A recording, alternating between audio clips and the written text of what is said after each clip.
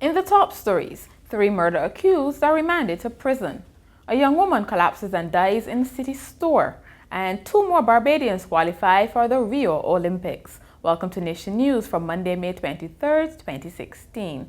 I'm Natasha Beckles.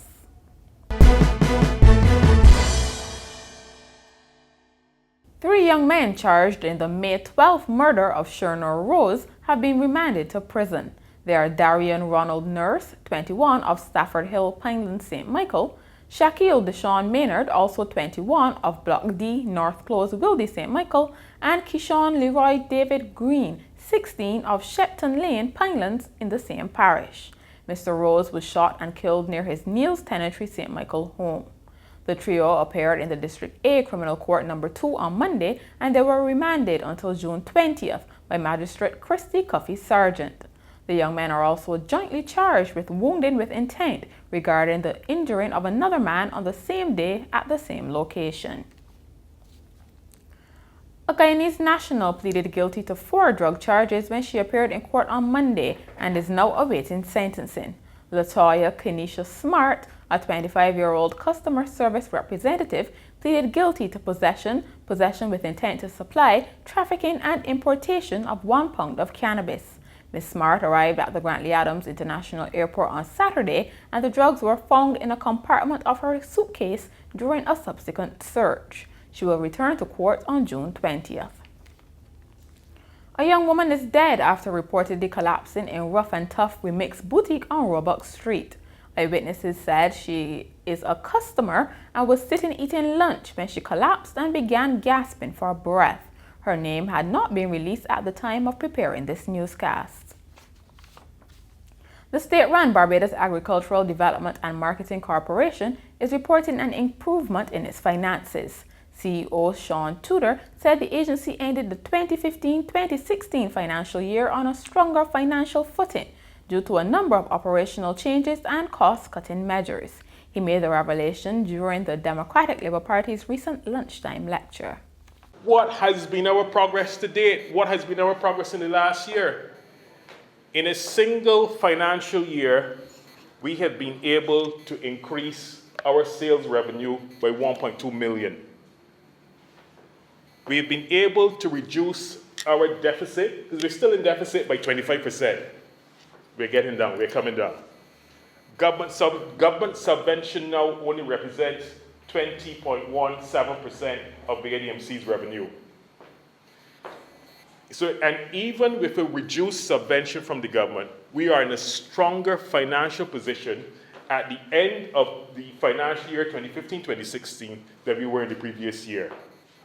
And in addition to that, we have taken on staff, we have taken a number of people, at least 20 people out of unemployment, and we're still in a stronger position. The National Assistance Board will be investigating several complaints of abuse at nursing homes following the release of disturbing footage of one facility last week. Chairman Dr. David Durant said a number of people had called and sent messages highlighting suspected cases of mistreatment after the apparent abuse of 84-year-old Jasmine Hall at Roseville Nursing Home. Mr. Durant said the homes will be subjected to unannounced visits. He called for closer monitoring of all care facilities.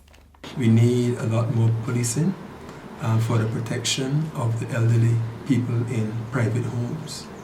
I also believe that the installation of cameras will be necessary to help us have a better surveillance of the homes. And I believe that once workers know that cameras are there, I think they will be on their P's and Q's as it comes to taking care of the elderly, because they know they can be recorded and the consequences of mistreating the elderly will be dealt with. By the end of next month, the Barbados Light and Power solar panel plant will be in operation, and the sun will be contributing to the electricity in a number of homes. Director of Operations Johan Graves said the 42-acre, 44,000-panel site at Trent St. Lucie is projected to save the electricity company $10 million in fuel costs annually. He said at least 70% of the panels have so far been installed, and the remainder will be in place in about 2 weeks' time. The output from this plant is going to be 10 megawatts, which will represent about 2.2% of our annual generation on the island. That is capable of supplying approximately 7,700 average homes across the island, which will equate to basically all the homes in St. Lucie and some in St. Peter. Governor General Sir Elliot Belgrave says he has taken note of the difficulty some students reportedly had in completing the Common Entrance Mathematics paper. During a recent visit to St. Luke's Brighton Primary, he said he would be listening closely to hear the results of the Ministry of Education's investigation into the matter. Speaking specifically about St. Luke's, Sir Elliot said the students' performance was well below the national average last year, and this indicated more work needs to be done. In sport, 2 more Barbadians have qualified for the Rio Olympic Games. On Sunday, sprinter Levi Cadogan clocked 20.5 seconds in a slight headwind to win the men's 200 meters at the Austin Sealy Classic. The homegrown talent joins Ramon Gittins, who qualified in Holland on Sunday with 10.15 seconds in the men's 100 meters. Another match, another win for UWI. The Blackbirds A team notched their 4th consecutive victory in Division 1 netball with a 44-32 win over Pine Hill St. Barnabas in Division 1. Blackbirds soared to the top with a full 40 points, while St. Barnabas have only managed 1 victory in their 4 matches. UWI shooter Shanika Wharton continued a good offensive season with 34 goals from 42 attempts, while goal attack Shaniqua Thomas has 12 from 15. Several of the island's most successful sportsmen and women have been feted by the National Sports Council. At least 8 sporting squads were celebrated on Friday night at Kensington Oval, but the night belonged to the champion cricket teams. The 7 members of the West Indies titled Women's T20 squad were present to receive their awards, along with under-19 players Shamar Springer and Shamar Holder.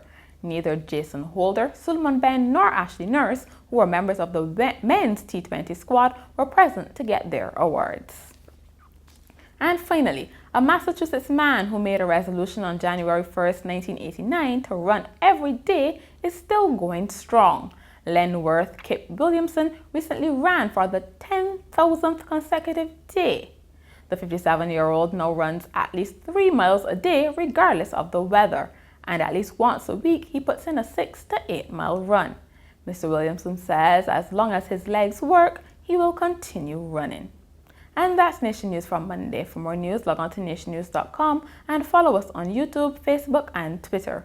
Remember to pick up your Daily Nation on Tuesday or subscribe to our e-paper. Thank you so much for joining us.